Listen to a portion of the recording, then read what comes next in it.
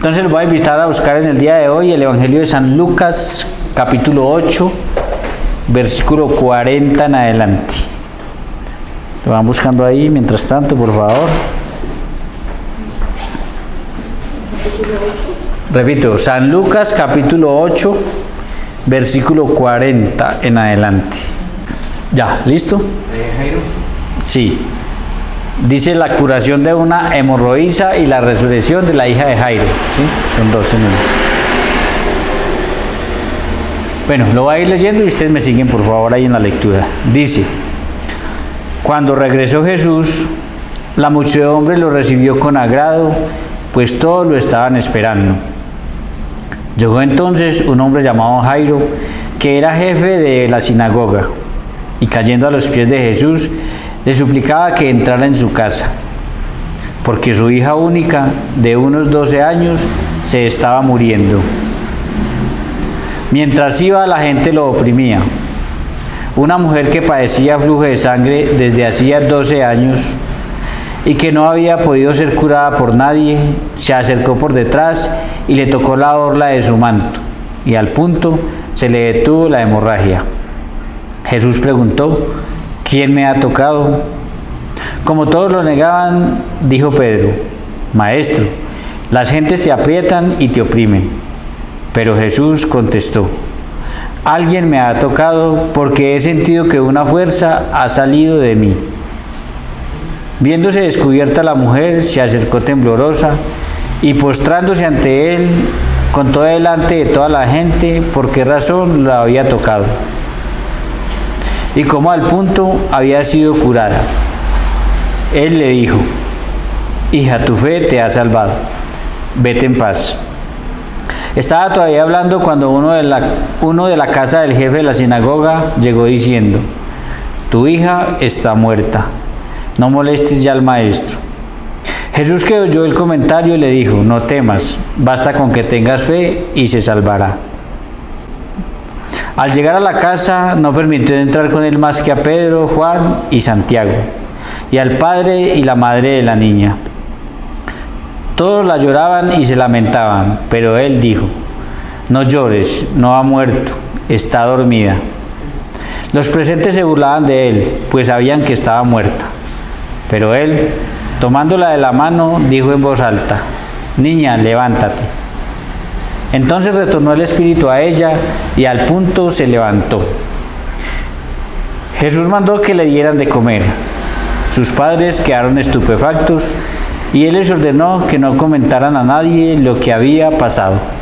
Palabra del Señor. Gloria a ti, Señor Jesús.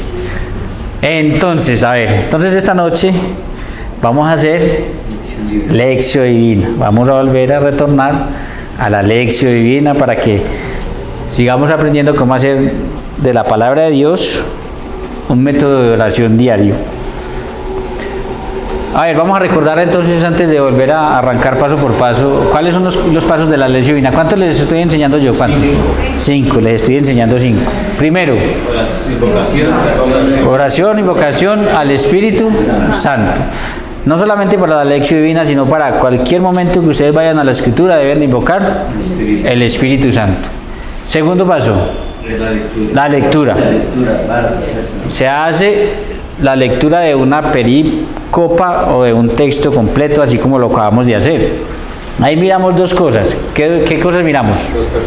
Los personajes, con quién está hablando Jesús, qué personajes aparecen en escena, es como una composición del texto, y las frases, ¿cierto? Las frases que más nos llaman la atención. Después de eso viene ¿qué? La meditación. Tienen que grabárselo, son solo 5 pasitos. ¿Qué quiere decir eso? Ahí es donde viene ¿qué me dice a mí? El texto, ¿qué tiene que ver conmigo? Lo que acabamos de leer. Después de ese paso, ¿cuál sigue? Oración. Como, sí, de acuerdo a como Dios ya nos habló, por medio del texto, entonces nosotros le respondemos por medio de la oración. Ahí es donde aprendemos a orar con las Sagradas Escrituras, porque de acuerdo a lo que veamos que el Señor nos dice, de acuerdo a eso le vamos a orar, le vamos a responder. ¿Y el último cuál es? Contemplación. La contemplación. saborear el texto, pero sobre todo hacer compromiso. Hacer un compromiso. A partir de ahí, ¿a qué me comprometo? ¿Qué compromiso? ¿Qué puedo hacer yo de ahí a partir de eso? Entonces vamos a empezar. Entonces ya hicimos el primer paso, siempre lo hacemos aquí antes de arrancar. Hacemos oración y pedimos al Padre que nos dé su Santo Espíritu. Vamos con el segundo paso, que también lo hicimos ya hicimos la lectura. Entonces vamos a mirar ahí los personajes. ¿Qué personajes aparecen? A ver. Jesús, personaje principal siempre en el Evangelio. Jairo, Pedro, Santiago y Juan. La muchedumbre, la niña, la mujer que te padecía flujos de sangre y los papás de la niña, ¿sí? Ya hablamos también de la multitud, ¿cierto? Ahí está hay una multitud de personas, ¿cierto? Bien, ahora, escucho, a ver, ¿qué frases les llamó la atención? A ver, ¿qué frases? Ustedes tienen la Biblia ahí. Igual es, como estamos aprendiendo, la idea es que ustedes aprendan, como estamos aprendiendo. A la multitud y lo recibieron con gozo. La multitud lo recibió con gozo y con alegría, ¿sí? ¿Qué más? Cuando él siente que la niña lo toca, la señora lo toca, O sea, la sanación de la... más bien la pregunta que le hace, ¿quién me ha tocado? ¿Quién me ha tocado, cierto? Sí. ¿Qué otra? A ver, hay muchas. Alguien me ha tocado porque me he dado cuenta que de mí ha salido poder. Alguien me ha tocado porque he sentido que de mí ha salido fuerza o poder, de acuerdo a la versión de la Biblia que tenga. Esta mujer se acercó a Jesús por detrás y tocó el borde de su capa. Se acercó por detrás y le toca el borde de su capa. O sea, que ella tenía fe, estaba segura que le iba a... Ahorita vamos a mirar todo eso. Aquí son, ¿qué frases? A ver, ¿qué otra frase hay por ahí? A ver. Él le dijo, tu hija, tu fe te ha salvado. Él le dijo, tu fe te ha salvado. Él le dijo a la mujer, tu fe te ha salvado. Más, hay más. Alguien me ha tocado porque me he dado cuenta que de mí... Esa ya la vimos, sí. No tengas miedo, solamente cree y tu hija se salvará. No tengas miedo, solamente cree y tu hija se salvará. Hermosa frase. ¿Alguna otra? No llores porque no está muerta. No llores, no está muerta. Además, y agrega, está dormida. ¿Sí? Dice, entonces Jesús la tomó de la mano y dijo con voz fuerte, niña, levántate. Talita Kumi. Talita cum. ¿Sí? Que eso ya lo va a presentar, es el Evangelio de Marcos. Él le dijo, hija, tu fe te ha salvado. Hija, tu fe te ha salvado. ¿Alguna otra?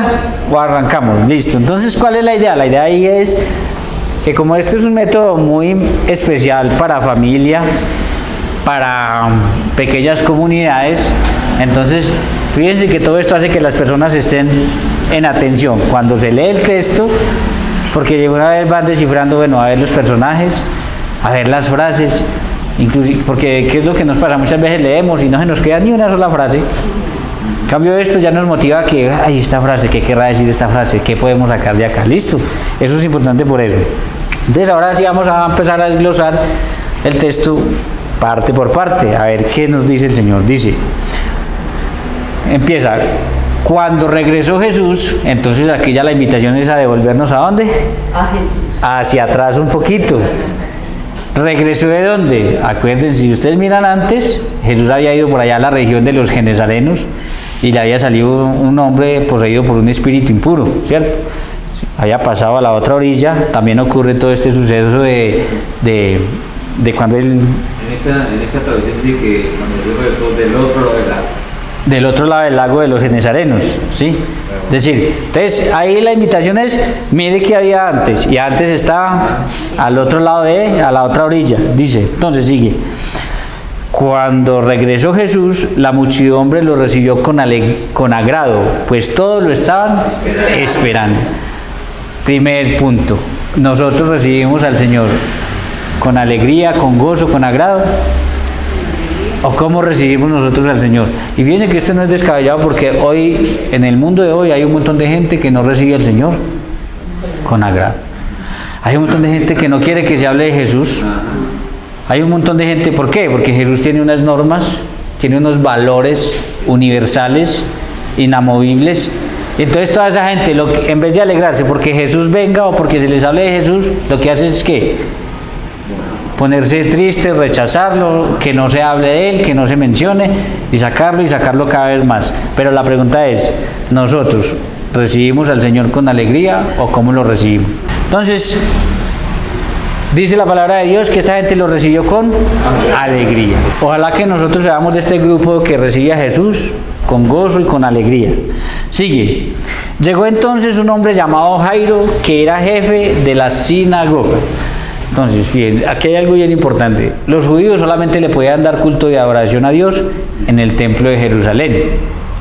Pero existían unos lugares llamados sinagogas que nacieron después del destierro de Babilonia.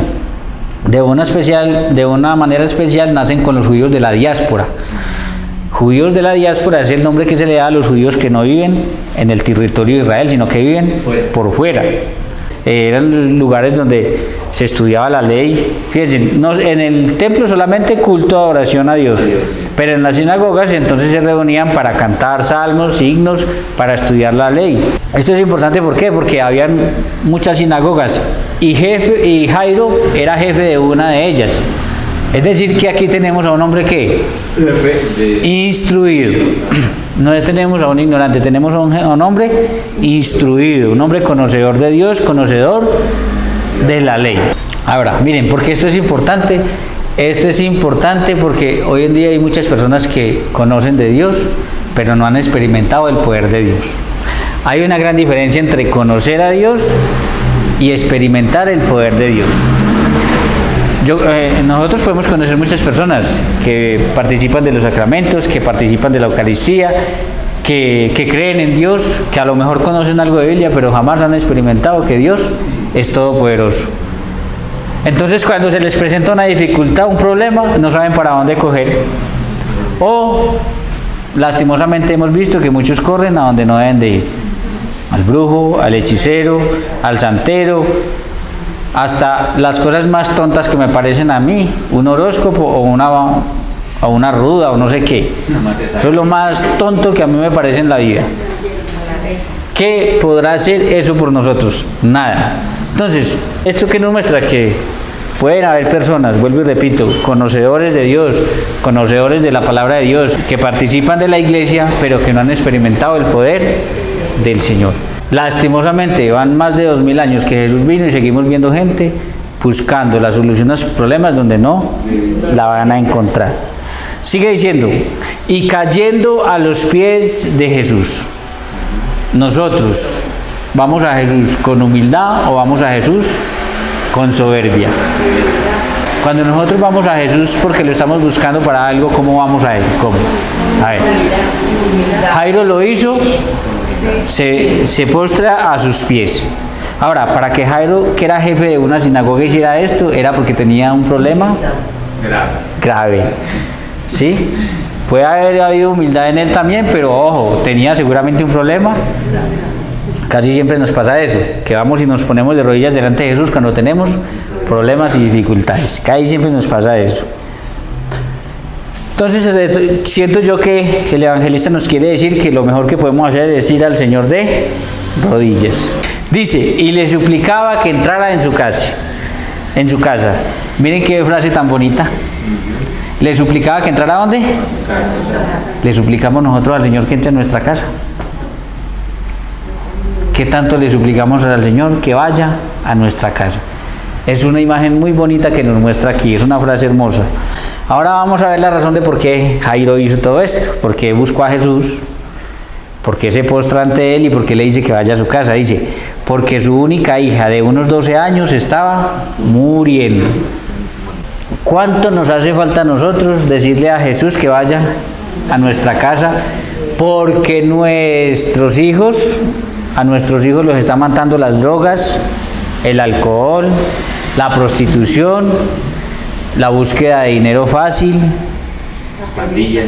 las pandillas, esto que se está metiendo ahorita de la ideología de género, donde ya le están dañando la mente al niño desde muy pequeñito. Ojo, ¿cuánto nos hace falta a nosotros ir delante de Jesús? Porque a nuestros hijos, a los hijos no solamente de nuestras casas, sino de nuestra sociedad, los está matando todo eso.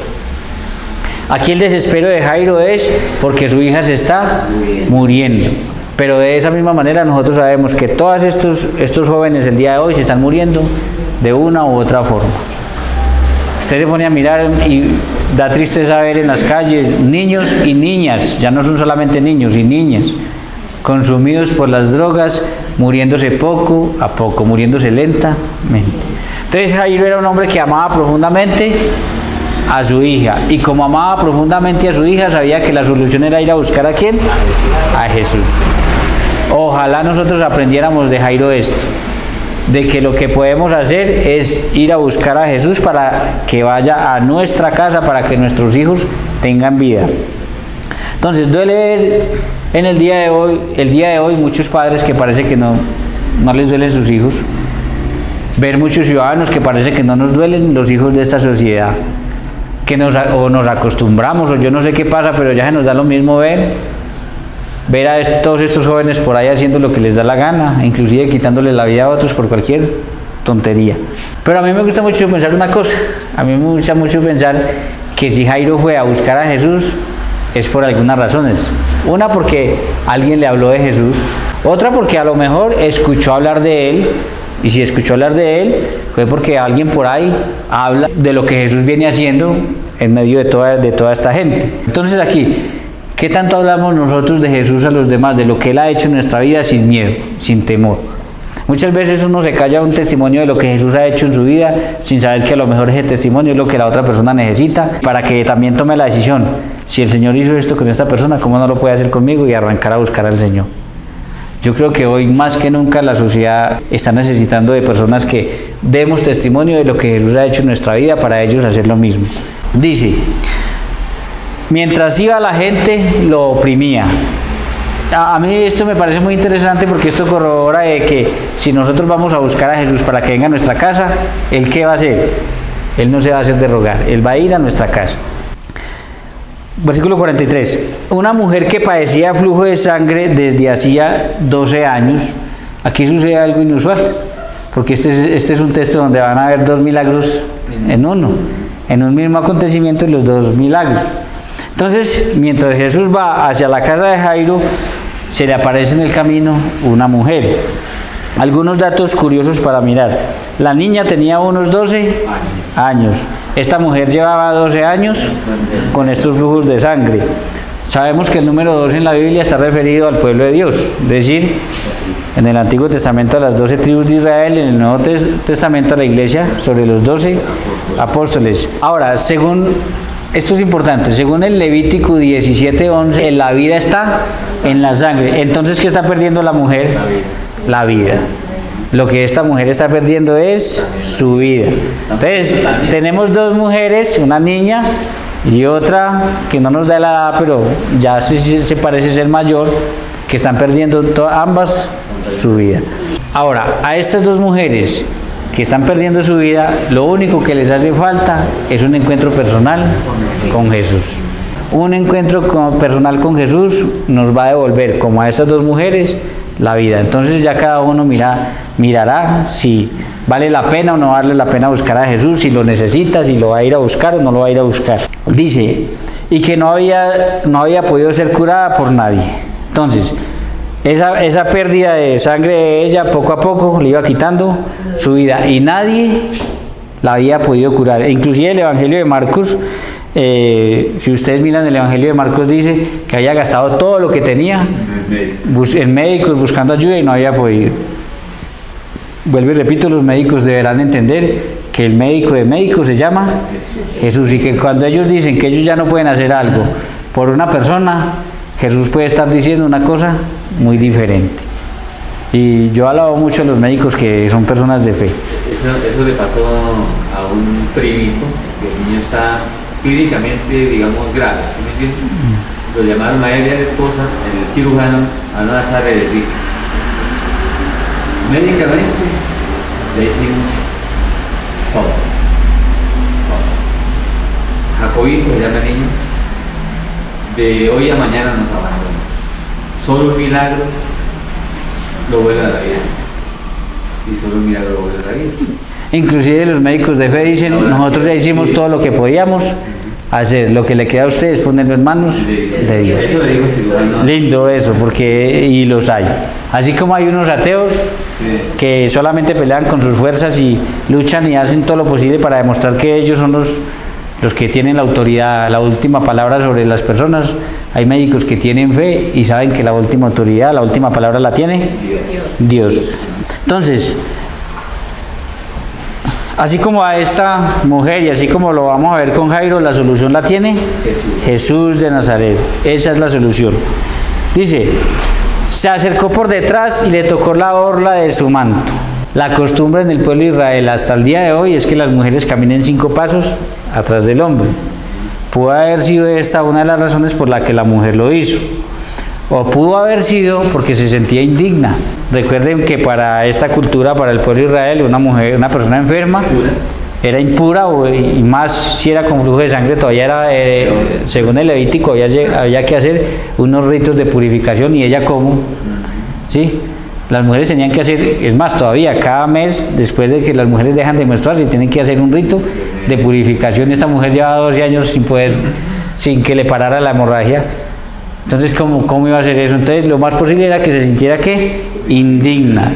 Una mujer como ella no podía entrar, las personas enfermas, no solamente ella, sino las personas enfermas, no podían entrar a las sinagogas, no podían ir al templo, eran rechazadas, se consideraban que Dios las había castigado.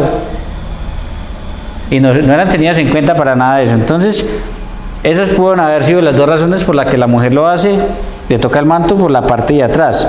Pero aquí también hay algo importante, porque este manto es algo que se conoce como el talif. Según la Biblia, era un manto especial que fue ordenado por Dios. Tenía 4 flecos. Ustedes de pronto lo han visto. ¿Quiénes lo han visto? Es como una especie de poncho, que en las 4 puntas tenía 4 flecos, ¿sí? Esos 4 flecos representaban 2 cosas: las 4 letras del nombre de Dios, YHVH, el tetragramatón, pero también representaban los 4 puntos cardinales de la tierra. Entonces, repito, Dios lo había mandado a hacer en Deuteronomio 22:12. Cada fleco tenía 7 hilos. ¿Qué significan? 7, ¿qué es? Perfección. Entonces es la perfección de Dios. Y un hilo azul, ¿qué significaba? Los mandamientos de Dios. Eso según Números 15, 38, 39. Cada punta tenía 5 nudos. Y entre los nudos, unas determinadas vueltas de hilos que al sumar todo eso, si ustedes investigan, al sumar todo eso, daban 613. Y resulta de que 613 eran los ¿qué? Los preceptos de la ley, de la Torá. Entonces, ahí por encima, porque ustedes pueden investigar más sobre eso, ese manto era muy importante, fundamental. Es más, yo que estaba bregando a conseguir un talif para una presentación, no lo he podido conseguir, porque como nos decía César, para ellos es algo muy sagrado, es solamente para oración, son celosos cada uno con su talif, ¿cierto? Que eso fue lo que le dijeron, Sí. cada uno con su talif. Entonces es complicado. Una mujer, si no tenía que ser un hombre. No lo puede comprar una mujer, si no tenía que ser un hombre. Y las mujeres no los pueden tocar. Las mujeres ni los pueden tocar. Entonces fíjense que es algo importante, pero todo esto para mostrar que la mujer no solamente tocó la palabra de Dios escrita, sino que tocó a Jesús, que es la palabra de Dios hecha carne. Si ustedes van a San Juan, en el prólogo capítulo 1 dice, en el principio existía la palabra y la palabra estaba junto a Dios y la palabra era Dios. Y en el versículo 14 dice, y la palabra fue hecha carne, refiriéndose a Jesús. Entonces esta mujer fue sanada por tocar las promesas de Dios, los mandamientos de Dios escritos, pero también por tocar la misma palabra de Dios hecha carne. Entonces es bien importante ese manto. Y dice, y al punto se le detuvo la hemorragia. Fíjense, ni los médicos habían podido. Ella había gastado todo su dinero, pero confiar en las promesas de Dios, tener la fe de que con solo tocar el manto de Jesús, es decir, tocar, vuelvo y repito, las promesas y la palabra de Dios escrita, y tocar a Jesús, ella se iba a sanar. Jesús preguntó, ¿quién me ha tocado? Como todos lo negaban, dijo Pedro: Maestro, las gentes te aprietan y te oprimen. Pero Jesús le contestó: alguien me ha tocado porque he sentido que una fuerza ha salido de mí. Ojo, esto es porque el tocar a Jesús no es como tocar a un artista, a una persona importante, a un famoso. Este es un toque especial, es un toque de fe, que hay una gran diferencia. La fe es el puente entre lo que yo necesito y la realización de eso que yo necesito. Usted podrá creer mucho en Dios, pero si usted no tiene fe de que Él es todopoderoso y que le puede sanar a usted y que puede sanar a sus hijos y que puede sanar a esta sociedad y que puede sanar cualquier cosa, no va a haber la gloria de Dios, no va a haber nada de eso. Hay mucha gente, vuelvo y repito, que cree en Dios, pero nunca ha visto un milagro de Dios porque no tiene fe. Una cosa es creer en Dios y otra cosa es creerle a Dios. Una cosa es creer en Dios y otra es creerle a Dios. La fe es creerle a Él. Esto de la fe es supremamente importante porque una persona que no ponga en movimiento su fe no ve un milagro del Señor. No lo va a ver. Es más, cuando lo vea ni lo va a reconocer. Sí. ¿En serio? ¿Cuántas personas el Señor ha hecho cosas por ellos y ni se han dado cuenta siquiera? Creer en Dios sí. En cambio, la persona de fe, cualquier cosita se la atribuye. Eso es porque el Señor lo hizo. Bendito sea el Señor. Mire, y uno escucha gente contar testimonios y cuentan unas cosas que uno dice, pero esa persona dice: eso que me sucedió fue el Señor el que lo hizo. Cualquier cosa que le suceda en el día, eso fue el Señor. Eso es una persona de fe. El texto paralelo de Marcos 5:28 dice que la mujer tenía fe de que si tocaba así fuera el borde de su manto, se sanaría. Entonces la mujer tenía esa fe. Esa es la fe que nosotros necesitamos y que necesitamos motivar en los demás. Que no tengan dudas, porque el enemigo es el que nos va a entrar la duda. Ya vamos a ver eso. Dice: viéndose descubierta, ella ya se sentía descubierta, ya sabía que Jesús había sentido que alguien había tocado de una manera especial. Sí, entonces ella viéndose descubierta, la mujer se acercó temblorosa y postrándose ante él. Aquí hace lo mismo que hace Jairo, se postra ante él. Contó delante de toda la gente por qué razón lo había tocado. Miren qué imagen tan bonita. Sí, aquí hay muchas cosas. Primero, ella da testimonio ante todo el mundo de que Jesús había sido el que la había sanado. ¿Por qué la había sanado? Porque ella tuvo fe de que con solo tocar el borde de su manto se iba a sanar. Entonces, ¿qué tanto damos testimonio nosotros ante los demás de lo que Jesús ha hecho en nuestra vida? ¿Damos o no damos testimonio? ¿O nos da pena? Porque hay gente que le da pena dar testimonio. ¿Qué dirán de mí? O sea, si está en un círculo de creyentes, entonces de pronto no le da tanta pena. Pero si está en un círculo pagano, ¿qué dirá esta gente? ¿Qué pensará? Hay que ver la valentía de algunas personas ante el que sean, dando testimonio de que el Señor lo ha hecho. Pero hay una imagen muy bonita. Ella se postra delante de Jesús y le cuenta todo lo que ha pasado. Sería muy hermoso que nosotros nos postráramos delante de Jesús. Eso es orar. Orar es hablar con Él. Entonces, postrarse delante de Jesús y contarle toda nuestra vida. Contarle lo que nos está pasando bueno, contarle lo que nos está pasando malo. Aquí ella está contando las dos cosas. Sí. Primero, que ella tenía un problema, lo malo. Y segundo, que ya no lo tiene, que Jesús la sanó. Entonces, vuelvo y repito, es una imagen preciosa de cómo uno puede ir delante de Jesús. Qué mejor que frente al sagrario, postrado, contarle a Jesús. Contarle todo lo que le sucede, contarle sus sueños, contarle cuánto lleva usted luchando, si es que tiene, porque vuelvo y repito, a nosotros nos puede estar pasando, o a una persona que me está viendo puede estar pasando lo mismo que a estas personas. Tenían una dificultad que parecía que ya nadie podía hacer nada. ¿No se dan cuenta que cuando se habla de que una persona ya murió, parece que ya no puede hacer nada? Y la mujer ya llevaba 12 años gastando dinero y no se podía hacer nada. Entonces, qué bueno que eso, que se ve imposible, nosotros vamos y se lo contemos a Jesús. Dice: y como al punto había sido curada. Entonces la mujer está testimoniando cómo por haber tenido la fe, haber creído en su corazón y haber dicho: con solo tocar el borde de su manto, yo me sanaré. Ahora, aquí también hagamos el mismo análisis de ahorita. Si la mujer fue delante de Jesús, era porque había escuchado hablar de él. Y eso sí lo dice el Evangelio de Marcos. El Evangelio de Marcos va a decir que ella acudió a él porque había oído hablar de lo que él hacía.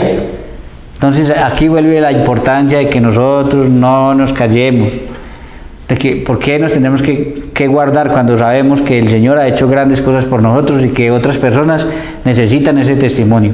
Ahora entienden por qué muchas personas le dan tanta importancia al testimonio y por qué se dice que un testimonio arrastra más que 1000 palabras. Se le puede decir a la gente muchas cosas y viene una persona y cuenta un testimonio y esa persona la jala a ese y dice, no, si lo hizo con él, lo va a hacer conmigo, listo, voy. ¿Sí?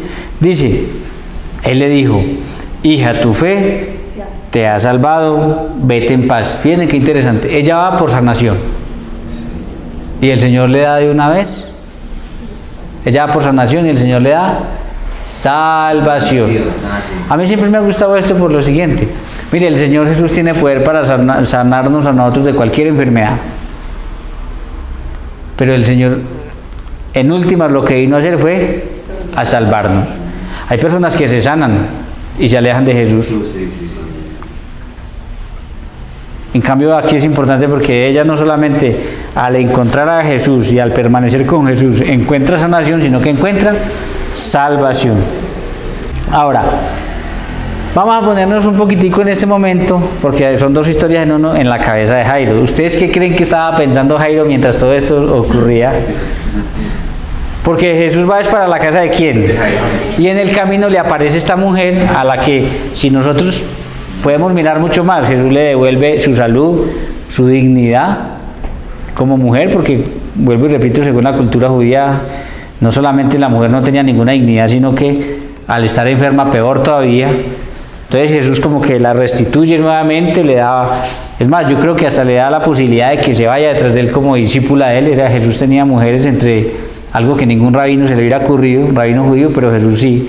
Pero a ver, ¿ustedes qué creen que pudo haber estado pensando Jairo? Vamos a imaginarnos, ¿verdad? Porque la Biblia no lo dice, ¿sí? A ver, él pudo haber estado desesperado para que no le atrancaran a Jesús, para que llegara rápido a su casa, ¿cierto? Y ahí entonces encontramos un montón de cristianos egoístas que no se alegran viendo lo que Jesús hace por los demás, sino que quieren que solamente haga y haga por ellos.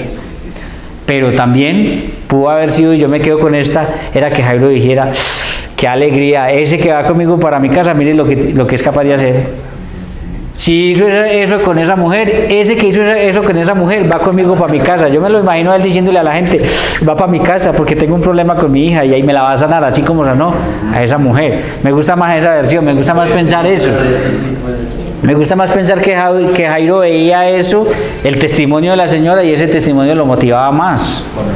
Yo siento que él con mucha alegría le decía a los demás, va para mi casa, y lo mismo que está haciendo con esta mujer lo va a hacer con mi hija. Entonces hay dos posibilidades, de que los testimonios a usted o lo vuelvan egoísta, que quieran que solamente el Señor haga eso con ustedes, o que le dé alegría y le dé motivación para decir, si lo hizo con ella, lo va a hacer con mi hija. Y qué bueno que nosotros aprendiéramos eso.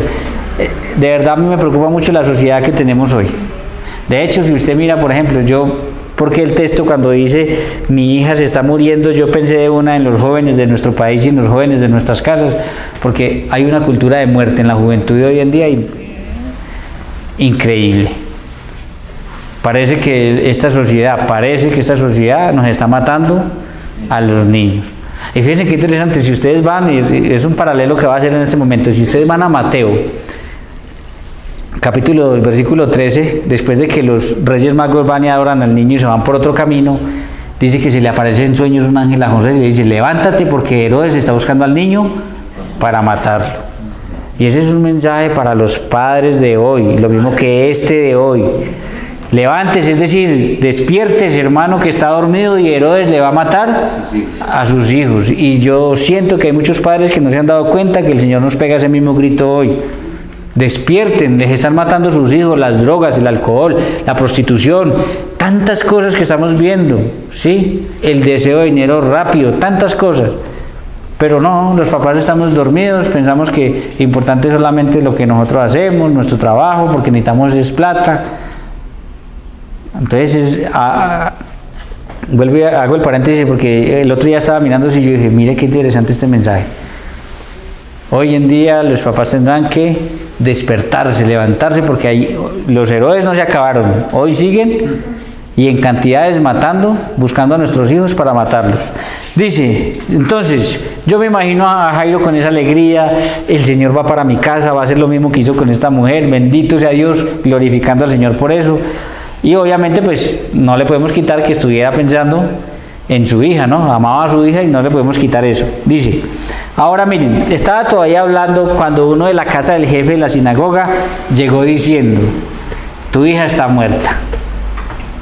Entonces yo me imagino a Jairo contento, feliz, y llega el enemigo y le dice, no, ya la niña se murió.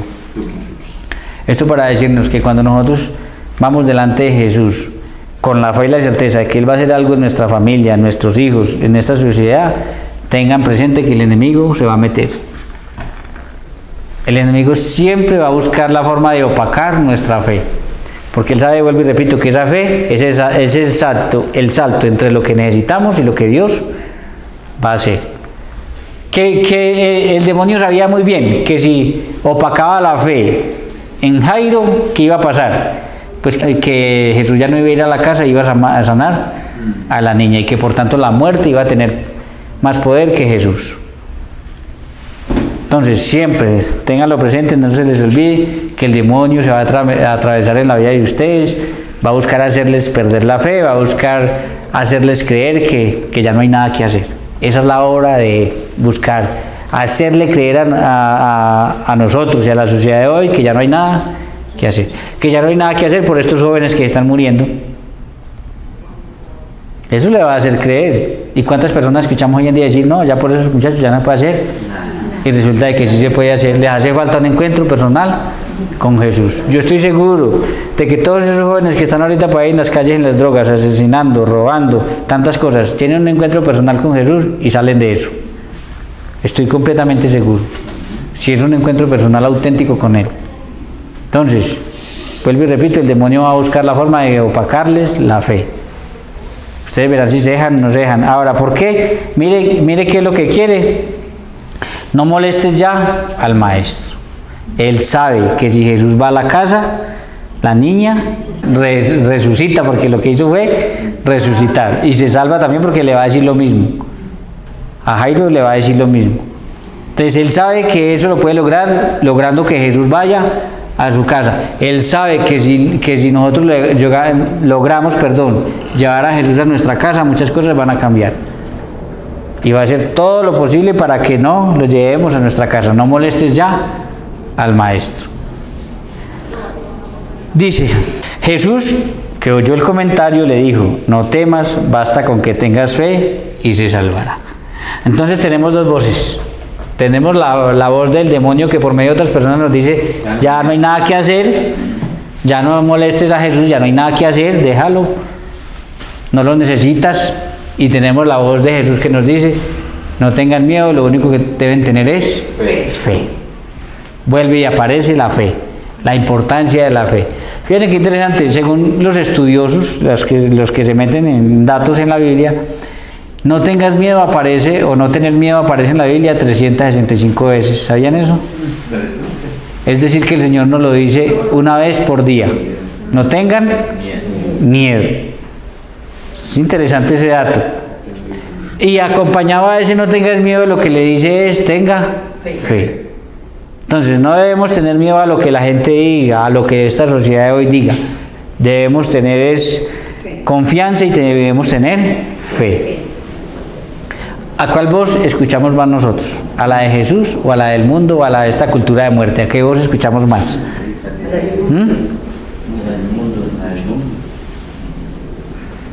Ya cada uno de nosotros sabe a qué voz escucha más. Yo espero que ayudarlos a motivar a que escuchen más la voz de Jesús. Ojalá escucháramos más la voz de Jesús. Dice, al llegar a la casa no permitió entrar con él más que a Pedro, Santiago y Juan. Entonces estos tres discípulos, es decir, cuando llegó a la casa, eso quiere decir que Jairo escuchó más la voz de Jesús que la voz de el enemigo. Porque si llegó a la casa fue porque Jairo se mantuvo firme y dijo, no, yo sigo confiando en que él va a ir a mi casa y que algo va a hacer. Entonces, Pero entonces también estos 3 discípulos son importantes, van a estar en los momentos más importantes de la vida de Jesús, como por ejemplo la transfiguración, ¿sí? Y 3 también porque según las Sagradas Escrituras, para que haya testimonio y sea verdadero, debe haber el testimonio de 2 o más personas. Entonces, todo eso se puede tener en cuenta en caso tal de que uno quiera llevar el texto a algo más exegético, es decir, más profundo. Entonces era para que ese testimonio fuera corroborado y no hubiera ningún problema y la gente después no pensara que eran mentiras, ¿no? Y al padre y a la madre de la niña, obviamente, todos la lloraban y se lamentaban.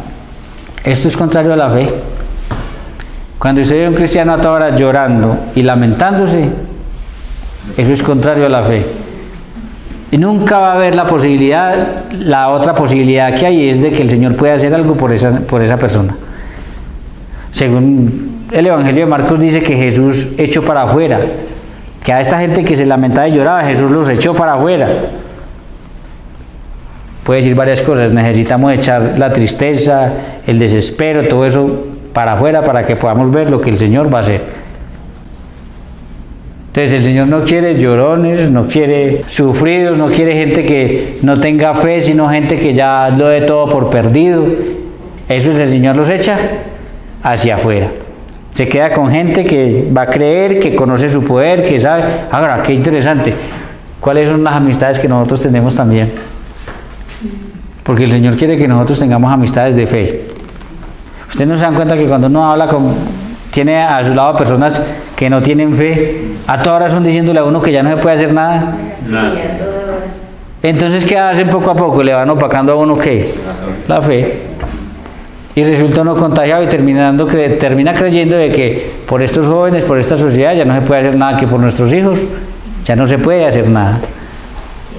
Entonces, ¿con quién nos juntamos nosotros? ¿Con personas de fe o con personas que nos opacan la fe? A ver, ¿con quién? Porque esa puede ser una indicación que el Señor nos está dando ahí.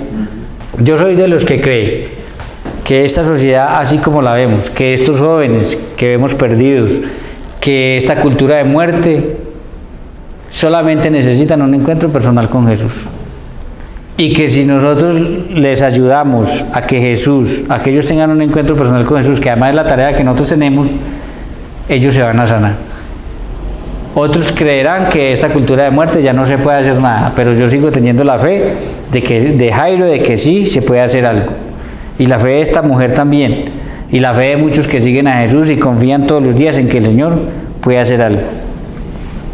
Dice, pero él dijo, no lloréis, no ha muerto, está dormida. Esto porque Jesús jamás le va a dar autoridad a la muerte. Es impresionante, mire. A Lázaro también dijo que estaba dormido. San Pablo va a decir en la carta a los tesalonicenses que los que duermen en el Señor. Es decir, el Señor jamás le va a dar autoridad a la muerte. Para el Señor, los únicos que están muertos son los que están en pecado, como el Hijo, que por estar en pecado, él dijo, estaba muerto y ha vuelto a la vida. Y el versículo 53. Así es. Dice, sí, los presentes se burlaban de él, pues sabían que estaba muerto. Es decir, para ellos la niña estaba muerta, no había ninguna duda. Entonces se burlaban de Jesús porque Jesús decía que no estaba muerta, porque Jesús no le daba autoridad a la muerte. Como Jesús no le daba autoridad a la muerte, hay muchos que se van a burlar de él. ¿Sabe qué es lo curioso? Que hay gente que es creyente, que se supone que lee la Biblia y hace lo mismo. Yo conozco muchas personas que no creen en los milagros del Señor. No creen. ¿Ustedes no los conocen? ¿Sí? Entonces, ¿qué están haciendo? Se están burlando de Jesús, que sigue siendo el mismo ayer, hoy y siempre. Y que lo que hizo hace 2000 años lo va a seguir haciendo hoy, si nosotros tenemos fe. Pero él, tomándole de la mano, le dijo en voz alta, niña, levántate. Entonces retornó el espíritu a ella y al punto se levantó. Esto es lo que va a hacer el Señor en su casa si lo invitas. Esto es lo que va a hacer el Señor en nuestro país si lo invitamos, porque también el país es la casa de todos nosotros. Decirle a aquellos que se están muriendo o que ya se murieron que se levanten. El Señor viene a darnos vida y vida en abundancia. Entonces, ¿vale o no vale la pena invitar a Jesús a nuestra casa? ¿Vale o no vale la pena invitar a Jesús a nuestra sociedad? Si lo mismo que hizo con la hija de Jairo es lo que va a hacer con nosotros, y nosotros tenemos fe. Entonces retornó el espíritu a ella y al punto se levantó. Fíjense qué interesante esto. Cuando Dios hizo al hombre en Génesis, ¿qué hizo? Cogió barro, lo moldeó y luego ¿qué hizo? Le dio su espíritu y le dio vida. Aquí Jesús, ¿qué hace? Le dice a la niña, levántate, y dice que el espíritu retornó a ella. Esto pone en relación a Jesús ¿con qué?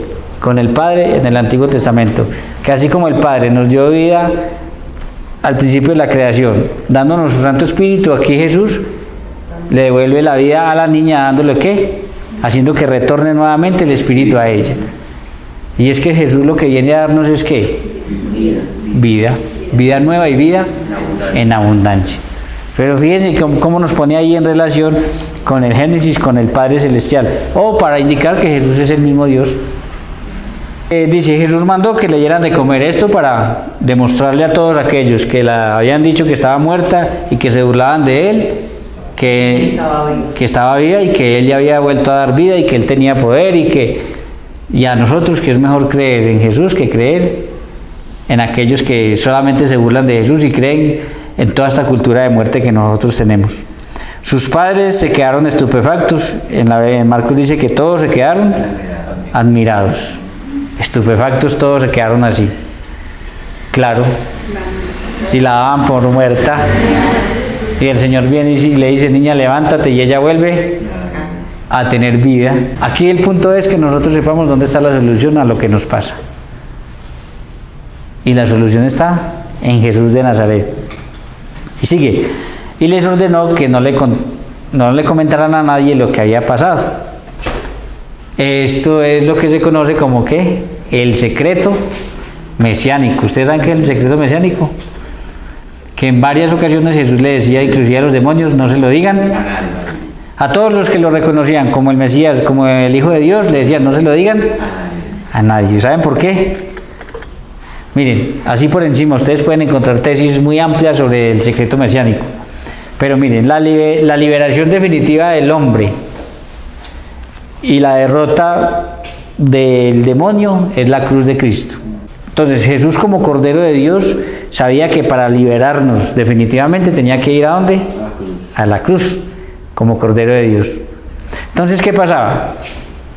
Que él no quería ni que el demonio, ni que los judíos, ni que nadie lo distrajera de la misión que él tenía.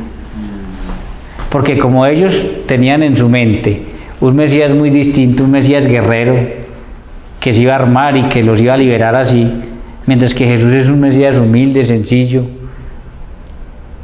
Entonces, para evitar que el demonio, y vuelvo y repito, y las personas lo desviaran de lo que él sabía que tenía que hacer, entonces por eso él constantemente les está diciendo, no se lo digan a nadie, para poder llevar a cabo tranquilamente su misión.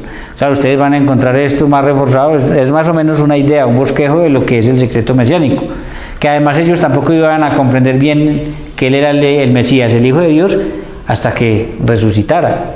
Por eso es que después de que resucita, ¿qué hacen? Ahora vayan y díganle a todo el mundo. ¿No se da cuenta que Jesús resucita y ahí sí vaya, cuéntenle a todo el mundo que Él es el Mesías, el Hijo de Dios, que murió, resucitó, que nos ha liberado del demonio y que por fin nos ha dado la liberación? Entonces más o menos es un bosquejo. Ustedes, vuelvo y repito, si ustedes quieren buscar y ampliar, entonces buscan el secreto mesiánico, les van a dar todos los textos donde Jesús dice no se lo digan a nadie, y les van a dar una tesis más amplia, pero es en resumen eso, que Jesús no quería que el demonio y las personas lo desviaran de el tipo de Mesías que él era, y trataran de que él fuera el tipo de Mesías que ellos querían que él fuera, más o menos así por encima. Ahora, ya sacando ese último pedacito de no se lo digan a nadie, porque pues, vuelvo y repito, hay que entenderlos en el contexto de lo que está pasando en ese momento, hasta que Jesús va a la cruz, ya después ahí sí hay que anunciarle a todo el mundo. Pues volvemos a la invitación que nos hace el texto, y es a que testimoniemos ante los demás que el Señor es poderoso, que para Él no hay nada imposible, que así como sanó, le devolvió la vida a estas dos mujeres, porque recuerden que según la cultura judía, Levítico 17:11, la vida está en la sangre y a esta mujer le devuelve su vida, a la niña le devuelve su vida. Entonces que le contemos a los demás lo que el Señor ha hecho en nuestra vida y cómo Él va a hacer lo mismo por todas aquellas personas que lo estén necesitando. Esa es la invitación que el texto nos hace. Vamos con el otro punto, vamos a hacer oración, ya que el Señor nos ha hablado, vamos a hacer oración. Vamos a ponernos de pie. Invito a aquellos hermanos que nos están viendo para que en este momento se pongan en actitud de oración, para que oremos al Señor y le respondamos a Él de acuerdo a lo que Él nos ha dicho. Amado Señor Jesús, te bendecimos, te alabamos, te damos gracias. Queremos decirte que al igual que estas personas, nosotros también te recibimos con mucho agrado, con mucha alegría.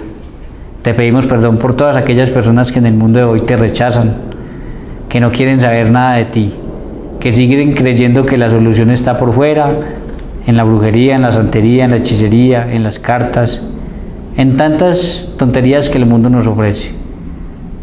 Venimos hoy como Jairo, Señor, a tu presencia, ante ti.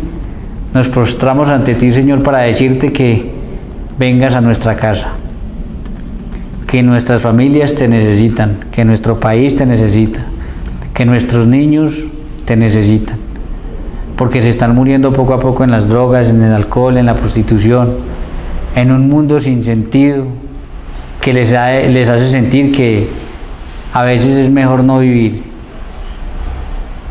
Nosotros sabemos, Señor, que si logramos que llegues y tengas un encuentro personal con ellos, se van a levantar, porque tú eres el Señor de la vida y para ti no hay nada imposible. Gracias, Señor, porque nos muestras que a estas dos mujeres que poco a poco han ido perdiendo su vida, tú las puedes levantar.